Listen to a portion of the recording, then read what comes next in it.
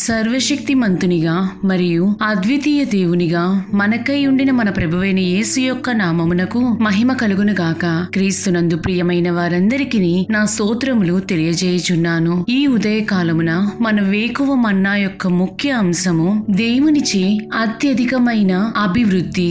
దీని ధ్యానార్థమై మనము ఆదికాండము 17వ అధ్యాయము 2వ వచనము వైపు మన పరిశుద్ధ గ్రంథమును త్రిప్పెదముగాక. నాకును నీకును మధ్య నా నిబంధనను నియమించి నిన్ను అత్యధికముగా అభివృద్ధి పొందించదనని అతనితో చెప్పెను అని చదువుచున్నాము. ఈ వాక్యమును వినిచుండిన ప్రియమైన వారలారా, ఇక్కడ తండ్రి అయిన యెహోవా అబ్రాముతో చేయుచున్న నిబంధనను గూర్చి చదవగలము. ఇక్కడ మనము తండ్రి అయిన యెహోవా 12వ అధ్యాయమునందు నిన్ను ఆశీర్వదించి నీ సంతానమును ఇసుకవలె విస్తరింపజేసదనని వాగ్దానము చేసినప్పటికీ భార్య అయిన సారాయి మాటను బట్టి ఒక ఐగుప్తీయురాలైన దాసియగు హాగరు ద్వారా ఇష్మాయేలునకు తండ్రిగా అబ్రాము మార్చబడెను. అబ్రాము వాగ్దానము పొంది హారాను నుండి బయలుదేరినప్పుడు 75 ఏండ్ల ఈడుగలవాడని మనము ఆదికాండము 12వ అధ్యాయము 4వ వచనము ద్వారా గ్రహించగలము. అదియును కాక తండ్రి అబ్రహామునకు ఎప్పటికప్పుడు తన వాగ్దానములచే బలపరచుచున్నప్పటికీ లోకమునకు సాదృశ్యముగా ఉండిన ఐగుప్తు నుండి వచ్చిన హాగరు ద్వారా యెహోవా సహాయము చేతురని సారయి భ్రమపడెను. ఇష్మాయేలు జన్మించినప్పుడు అబ్రహాము 86 ఏండ్ల ఈడుగలవాడని మనము ఆదికాండము 16వ అధ్యాయము 16వ వచనము ద్వారా గ్రహించగలము. అయితే ఇక్కడ మనము చదివిన రీతిగా దేవుడు ఆశీర్వదించదనని చెప్పిన దేవుడు నిశ్చయముగా దానిని నిలబెట్టుకొనునని సారయి నమ్మకయుండెను. కారణము ఆమె తన మృతతుల్యమైన శరీరమునే చూచెను కాని దేవుని వాగ్దానము వైపు దృష్టించలేకపోయెను. తన సొంత జ్ఞానమును ఉపయోగించి తన దాసి అయిన హాగరును అబ్రాము యొద్దకు పంపెను.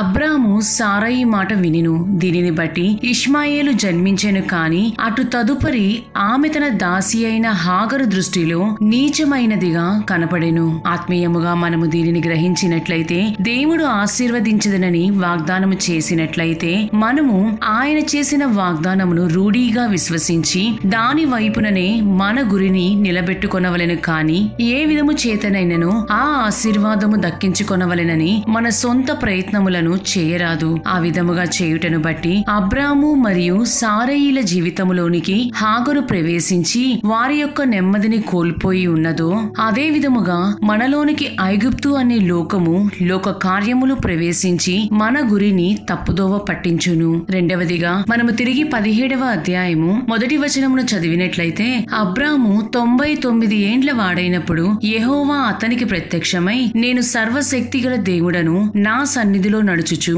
నిందారహితుడవై యుండుము అని చెప్పినట్లుగా గమనించగలము. ప్రియమైన వారలారా, ఇక్కడ మనము జాగ్రత్తగా గమనించినట్లయితే 16వ అధ్యాయము ఆఖరి వచనము ప్రకారము అబ్రామునకు 86 సంవత్సరములకు ఇష్మాయేలు జన్మించగా, తిరిగి 17వ అధ్యాయము 1వ వచనము ప్రకారము 99 సంవత్సరములకు తండ్రి అయిన యెహోవా తిరిగి అతనికి ప్రత్యక్షమాయెను. అనగా సారయి చేసిన సొంత జ్ఞానమును బట్టి తండ్రి అయిన యెహోవా సుమారుగా 13 సంవత్సరములు వారిని దర్శించలేదని మనము గ్రహించవలెను. వారు బహుశా దేవునితో జీవించుచున్నప్పటికీ ఒక నామకార్థపు జీవితమును చేసి ఉండవచ్చును. ముందుగా యెహోవా ప్రత్యక్షమై ఇక్కడ అబ్రాముతో చెప్పిన మొదటి కార్యము, నేను సర్వశక్తిగల దేవుడను, నా సన్నిధిలో నడుచుచు నిందారహితుడవై యుండుము అని ఆజ్ఞాపించెను. ఇక్కడ మనము 3 కార్యములు తండ్రి అయిన యెహోవా చెప్పినట్లుగా చూడగలము. మొట్టమొదటిగా, నేను సర్వశక్తిగల దేవుడను అనగా ఇక్కడ తండ్రి అయిన యెహోవా తిరిగి అబ్రామునకు తాను తప్ప అతనికి వేరొక దేవుడు లేడనియు, అతని జీవితములో సమస్తమును చేయుటకును ఆశీర్వదించుటకును సర్వశక్తి ఇంకా చెప్పవలెననిన సర్వాధికారము ఆయనకు మాత్రమే కలదని జ్ఞాపకము చేయుచున్నాడు. మనము కూడా కొన్ని పర్యాయములు మన ప్రభువు సర్వశక్తిమంతుడను విషయమును ప్రక్కన పెట్టి మన సొంత జ్ఞానమును, చదువును, పరపతినో ఉపయోగించుకొని ఆశీర్వదింపబడవలనని ప్రయాసపడుదుము. అటువంటి ప్రయాసము వ్యర్థమని మనము గ్రహించవలెను. రెండవదిగా, నా సన్నిధిలో నడుచుచు. బహుశా అన్ని సంవత్సరములు అబ్రాము ఆయన సన్నిధిలో కనపడుట తగ్గించి ఉండవచ్చును. అందుకే తండ్రి అయిన యెహోవా ఆయనతో మాట్లాడక ఉండి ఉండవచ్చును. ప్రియులారా, మన జీవితములో కూడా ఇటువంటి సందర్భములు, కార్యములు అనేక సార్లు తటస్థించును. మనము ఎప్పుడైతే ఆయన సన్నిధికి దూరమగుదుమో అప్పుడు ప్రభువు మనతో మాట్లాడుటకు, ముచ్చటించుటకును వీలు పడదు. దానిని బట్టి దేవుని జ్ఞానముచే మనము నడిపించబడలేము. దేవుని జ్ఞానముచే నడిపించబడనట్లయితే మనము ఏ విధముగా ఆశీర్వదించబడగలము? కాబట్టి ఆయన సన్నిధిని, ఆయన వాక్యమును ఎప్పుడూ మన జీవితములో నిర్లక్ష్య పెట్టకూడదు. మూడవదిగా, నిందారహితుడవై ఉండుము అని తండ్రి అయిన యెహోవా చెప్పుచున్నారు. మనము ఎప్పుడైతే ఆయన సర్వశక్తిమంతుడని విశ్వసించి ఆయన సన్నిధిలో నడుచుచు ఆయన వాక్యమును ధ్యానించెదమో అప్పుడు మనము ఎటువంటి దుష్కార్యమును చేయుటకు ప్రేరేపించబడము. అంతటా నిందారహితులుగా కూడా మార్చబడగలము. దేవుని సన్నిధిలో నడుచుచు దుష్కార్యములు చేయువారు లేరా అనినా అటువంటి వారును మనకు కనబడుదురు. అయితే అటువంటి వారి కొరకు న్యాయ తీర్పు అనునది ఒకటి కలదని మనము మరవకూడదు. ఎప్పుడైతే దేవుడు మనతో మాట్లాడుచు ఉందురో లోక కార్యములను సాతానుడు మనలోనికి తెచ్చుటకు వీలు పడదు. ఒకవేళ వాడు తెచ్చినను కుమారుడైన ప్రభువు వాక్యము ద్వారా జయించిన రీతిగా మనమును జయించగలము. ప్రియమైన దేవుని జనమా, ఇక్కడ అబ్రామును దర్శించిన తరువాతనే అతనిని అబ్రహాముగా అనగా అనేక జనములకు తండ్రిగా, సారైని సారాగా అనగా రాజకుమారిగా తండ్రి అయిన యెహోవా వారి జీవితములను మార్చియున్నారు. నేను ఆశీర్వదించి ఆమె వలన నీకు కుమారుని కలుగజేసేదను అని వాగ్దానమును తిరిగి స్థిరపరిచియున్నారు. ఇక్కడ తేటతెల్లగా సారా వలననే కుమారుడు కలుగునని యెహోవా రూఢీపరిచియున్నారు కూడా. ఇక్కడ వారిరువురు తమ స్వభావములను మార్చుకొని తమని తాము నూతనపరుచుకొనినప్పుడు దేవుడు వారి పేర్లను సైతం మార్చి వారిని అత్యధికముగా ఆశీర్వదించుటకు మొదలుపెట్టియున్నారు. మనము అపోస్తలుడైన పౌలు గలతీయులకు రాసిన పత్రిక 4వ అధ్యాయము 30వ వచనమును గమనించినట్లయితే, దాసీని దాసీ కుమారుణ్ణి వెళ్ళగొట్టుము. దాసీ కుమారుడు స్వతంత్రురాలి కుమారునితో పాటు వారసుడై ఉండడు అని చదువుచున్నాము.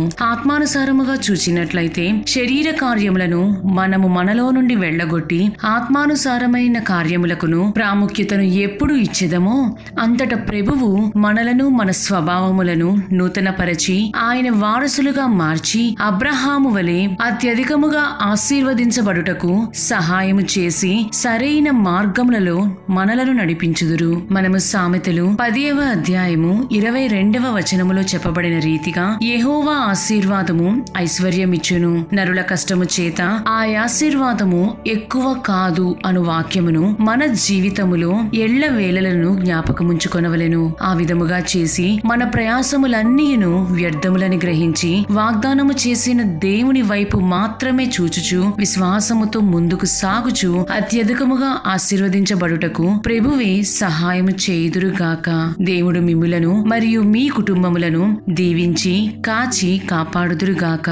ఆమేన్.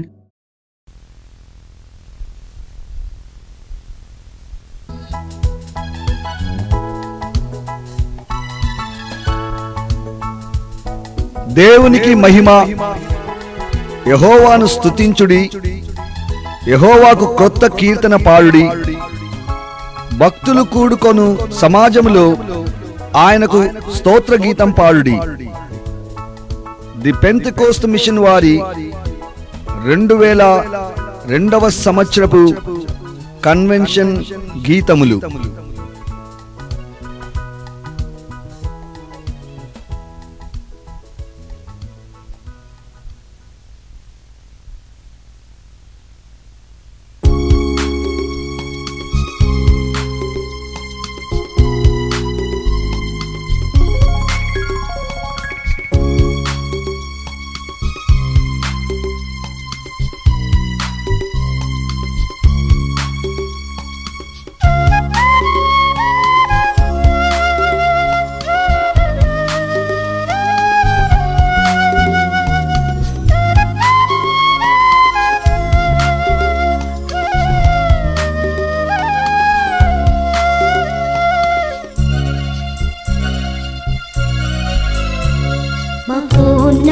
మహోన్నతుడా యెహోవా దేవా నీ కృపను నీ పొగడెదను మహోన్నతుడా యెహోవా దేవా నీ కృపను నీ పొగడెదను నా ప్రభువా నీ దృష్టిని నా మీద ఉంచి కాచితివి నా ప్రభువా నీ దృష్టిని నా మీద ఉంచి కాచితివి మహోన్నతుడా యెహోవా దేవా నీ కృపను నీ పొగడెదను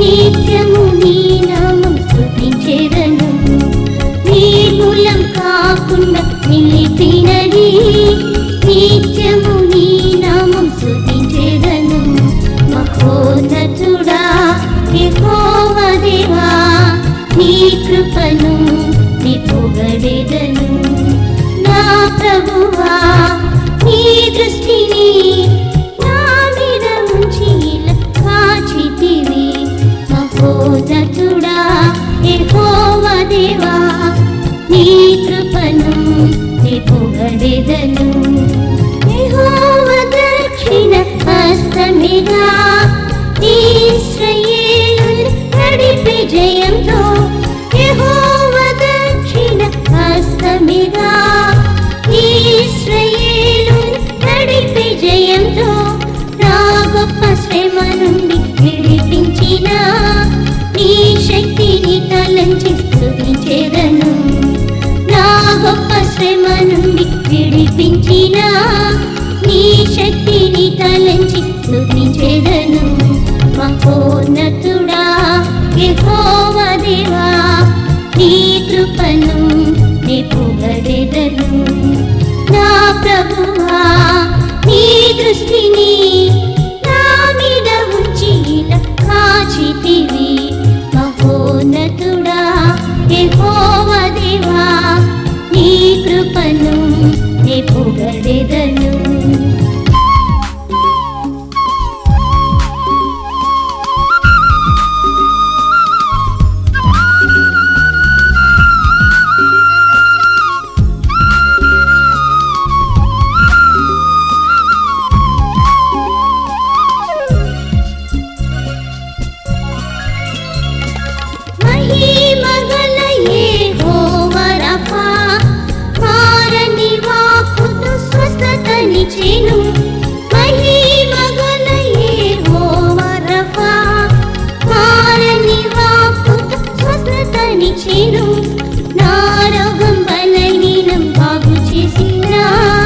నీ ప్రేమ ధ్యానించి స్తుతించెదను నా రోగం బలహీనం బాగు చేసిన నీ ప్రేమ ధ్యానించి స్తుతించెదను మహోన్నతుడా యెహోవా దేవా నీ కృపను నీ పొగడెదను నా ప్రభువా నీ దృష్టిని నా మీద ఉంచి కాచితివి మహోన్నతుడా యెహోవా దేవా నీ కృపను నీ పొగడెదను పరాక్రమం గల నాశురుడా నిర్మూలం చేసి శత్రులను పరాక్రమం గల నాశురుడా నిర్మూలం చేసి శత్రులను సాతాను శక్తుల జయించుటకు పంపిన బలముపై స్తుతించెదను సాతాను శక్తుల జయించుటకు పంపిన బలముకై స్తుతించెదను. మహోన్నతుడా యెహోవా దేవా, నీ కృపను నే పొగడెదను. నా ప్రభువా, నీ దృష్టిని నా మీద ఉంచి కాచితివి. మహోన్నతుడా యెహోవా దేవా, నీ కృపను నే పొగడెదను.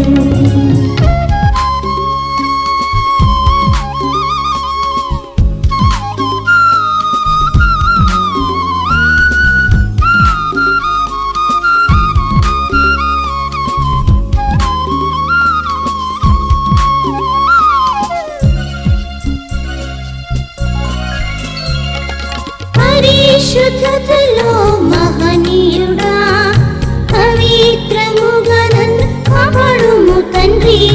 పరిశుద్ధతలో మహనీయుడా, పవిత్రముగా నన్ను కాపాడుము తండ్రి. నీ చిత్తముకు నేను సమర్పించేదను, హల్లెలూయా పాడి స్తుతించేదను. నీ చిత్తముకు నేను సమర్పించేదను, హల్లెలూయా పాడి స్తుతించెదను. మహోన్నతుడా యెహోవా దేవా, నీ కృపను నే పొగడెదను. మహోన్నతుడా యెహోవా దేవా, నీ కృపను